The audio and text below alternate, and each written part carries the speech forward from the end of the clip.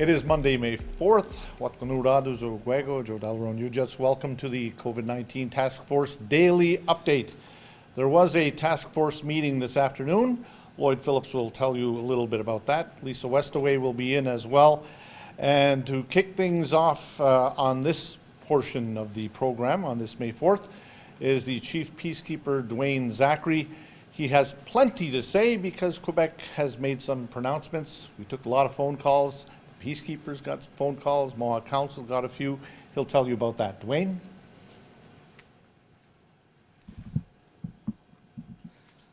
Thank you. Good afternoon, Kahnawake. I know it's been a while since I've been on the 911 update. So some of the new things that are happening. Quebec has come back and said that they are opening some retail outlets. Even though Quebec has said that, it doesn't apply here in Kahnawake. The Kahnawake COVID-19 task force makes those determinations, and the task force is working really hard on making adjustments to that, so stay tuned for more information. My part is just to remind people that Kahnawake is still closed to non-locals, right? There are no tobacco sales at the moment. The Kahnawake Peacekeepers, the MCK, and other community organizations have received numerous calls from non-locals asking if it's okay to come to Kahnawake to purchase a number of different items, tobacco being probably the #1 item that they're asking for, and they've been told absolutely no, not at this time. So please, everyone, continue to follow the COVID-19 task force directives. That's for your safety and mine, so it's really important that we continue to do that. Some other areas that I wanted to talk to you about is child injury prevention. I've had a number of calls from community members, and peacekeepers have fielded a number of calls saying that they see people riding bicycles without helmets. I know that's a regular occurrence, but young children should have helmets on, right? The #1 killer of children is injuries from bicycles, falls, that type of thing. As well, ATVs. It's a huge problem in our community. It, over the years, has gotten a bit better, but lately, since COVID-19, there are less people on the roads and cars, I mean, so we see an increase in the number of side-by-sides and four-wheelers, that type of off-road vehicle. So that's not permitted. So people, please abide by the rules of the road. Do not drive those on the roadways, okay? The officers are out there and they are looking for that. At the same time, parents, please be aware that young children should not be operating these vehicles. It's extremely dangerous and they don't have the requisite knowledge and skills at this point to be driving vehicles like that. So please make sure that you're being responsible and do not let them drive these types of vehicles.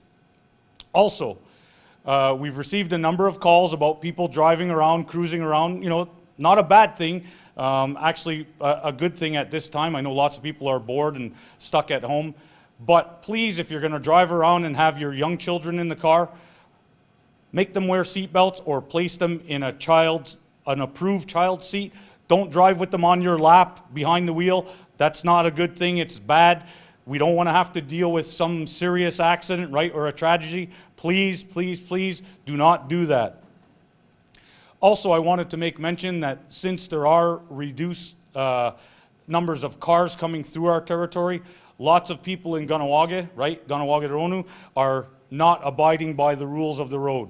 They're going through stop signs, they're speeding, they're just not obeying the rules. So please make sure that you do. We don't want to have a tragedy in our community. We're dealing with enough with this coronavirus. Please abide by the rules of the road. As this goes on, and I know it's been a while since I've been on here, and I wanted to let the community know that I'm really pleased by the amount of cooperation that we've received by you out there. It's important to us, it's important to everybody in the community to continue to abide by task force directives. I know it's been a long time, but as you can see when you look at other communities and the surrounding areas, Kahnawake is doing really well, and the reason for that is that people are towing the line, you know, people, it's a team effort. So it's the Kahnawake Peacekeepers, community members, the MCK, the Longhouses, it's all of us. It's not just one entity or one person, it takes a whole team. So we need to stay together, we need to continue to follow the rules. Hopefully in the very near future, there will be some changes, you know, so that way we can do some other things. I know outside of our community, some of the retail outlets are opening, so I wanted to remind you, if you're going to go out of the community, please, when you come back, be safe, do all of the cleaning, washing your hands, all of those things. It's really important. It's vital to the safety and security of our territory. And just because Quebec is doing something doesn't mean we're going to do it here in Kahnawake, right? So the COVID task force makes those determinations, not Quebec. Now.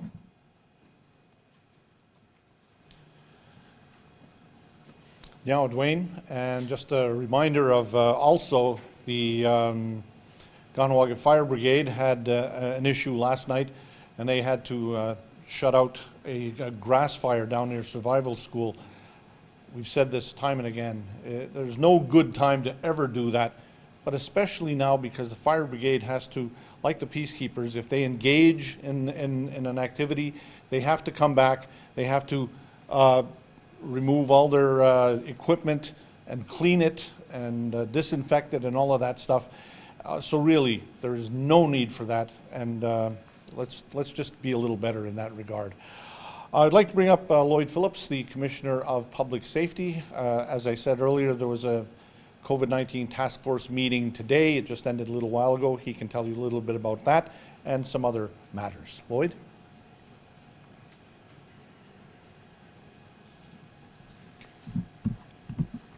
Okay, thank you, Joe, and thank you, Dwayne, for providing that insight from the Kahnawake Peacekeeper perspective.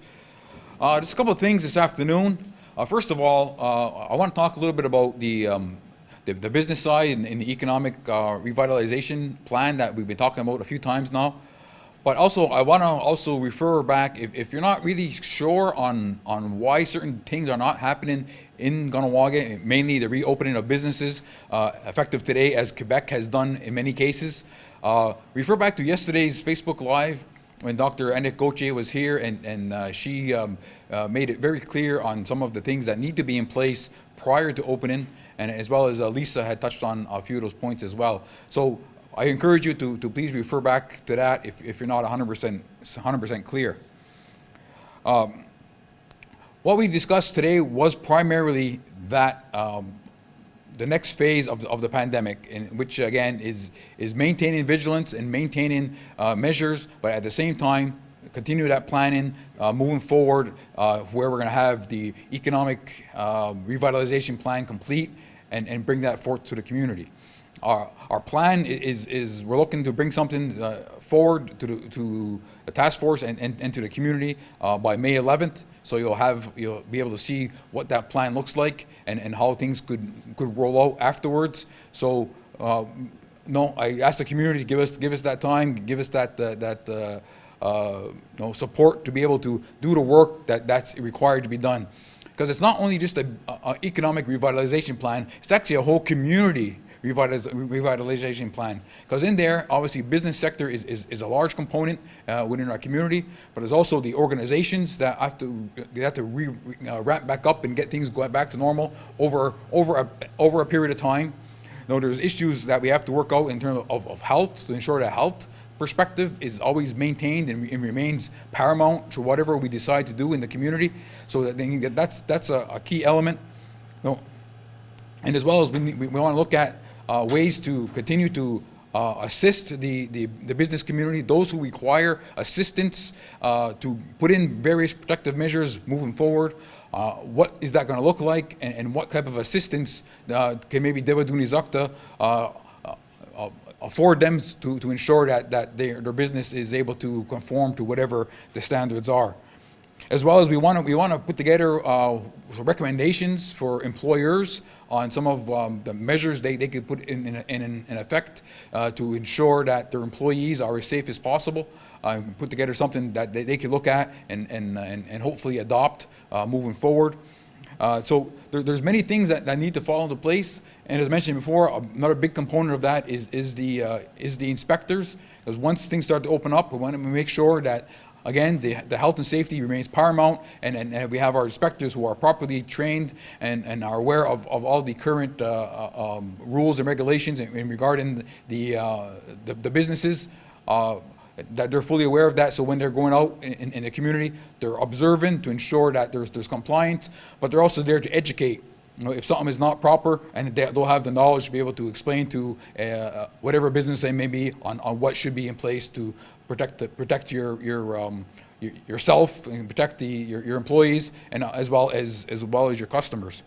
So there's large work that's happening throughout this week, because each individual component, you know, cannot be done separately, because you move one area, it impacts directly on the other. You know, it's like that circular pattern, you know, that everything is interconnected, and so we want to make sure that when we move, that we're moving the whole circle forward, and we're not creating, you know, any holes and you know, any unforeseen problems that will be coming.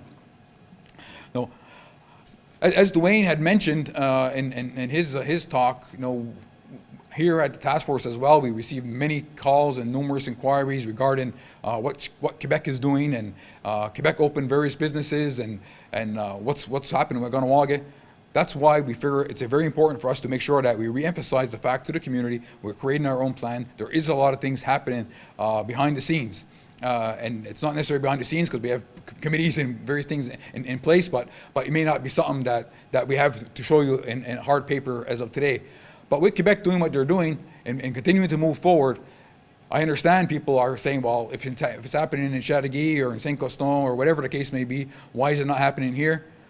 Again, at the risk of sounding too repetitive, is because Kahnawake, again, we have to make sure we have all the pieces in place before we move forward. We don't want to go off only half ready. We want to make sure we have everything in place, so when we decide to open, we are being very vigilant, and we're taking care of our vulnerable population. We came this far. I don't want to go the rest of the way risking any death or anybody being seriously ill in our community. So we're getting closer. Plans are in place, and again, I just ask the community to remain vigilant and remain strong, and the directives that have been issued still remain in effect. And this stay tuned, and we'll update the community as things become available. With that, I'll see you again very soon. So,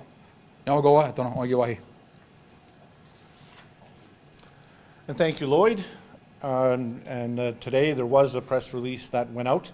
If you didn't catch it, you can see it at kahnawake.com, and also, of course, at COVID-19 at KMHC.ca. Coming up next is Lisa Westaway from the Zacharie Memorial Hospital Center. She's here just about every day, and she joins you once again on this Monday. Lisa? Thank you. I have a very quick update today, just to reinforce some of the things that Lloyd has already spoken about. So I guess what we're seeing now is that there's a lot of frustration because of the delays and the length of time that it's taking for us to get back to our new normal. What we see is something that we expected to see. We expected to see a lot of frustration. We expected to see various opinions as well.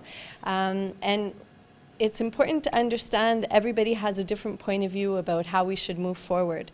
And this point of view, our perceptions are based on, we all know this, based on our life experiences, where we are at our particular moment, based on our past, based on our working situation, our socioeconomic status. There are many, many variables that go into the perceptions that we have. And what we're actually, all of these perceptions are very valid. So how everybody feels and their reason for feeling that way is valid. And that's the same for everybody in the community. So what we're asking for is for us to be respectful of each other's opinions at this particular time. It's probably the hardest time. The next few months are going to be the hardest part of this pandemic. The closure was difficult, being in isolation was difficult, but moving forward is going to be more difficult. We need you to stay strong. We need you to stay supportive of each other. We need the community to work as a collective and to work together, not against each other. So I guess the message that we're bringing forth is that as a task force, we're working really hard to be able to present that plan to you on Monday about how we plan to move forward. It's going to be slow. It's going to take a lot of community togetherness. If that is not there, I spoke about it yesterday, that community mobilization, if that togetherness, that collective is not working together, then we are going to have a very difficult time moving forward. So we really ask you to work on that, to be patient, and to continue to support each other, and to be understanding of each other's realities, because we don't, our perception is not always what's really happening. So we don't always perceive reality from our neighbors, or our across the way. So we just ask you to be respectful of that, and to be patient, and we'll be back with more information in the course of the week. Thank you.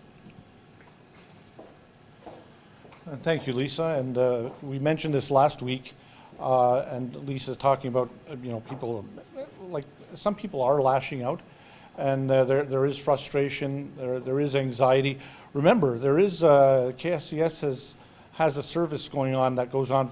It's actually 24 hours a day, but if you're listening at this time from 4 o'clock till 6, they actually have the Let's Talk Kahnawake service, and you can call them at 514-235-9607.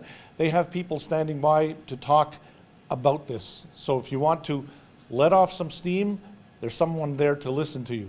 Instead of taking it out on your neighbor or someone you don't like or someone who has a different point of view, they'll talk you through it, and sometimes it really does help just to talk. And that's between 4 and, let's make sure I get the right time here, 5 till 8 from Monday to Thursday. And then beside those times, there still are people standing by, but you can call the Peacekeepers at 450-632-6505 at any other time, 24 hours a day. So with that, we'd like to thank you for taking time to join us. Hopefully we got you some information that you needed. And stay safe. We shall see you tomorrow. Nyauko Adano, Wanigiwahi.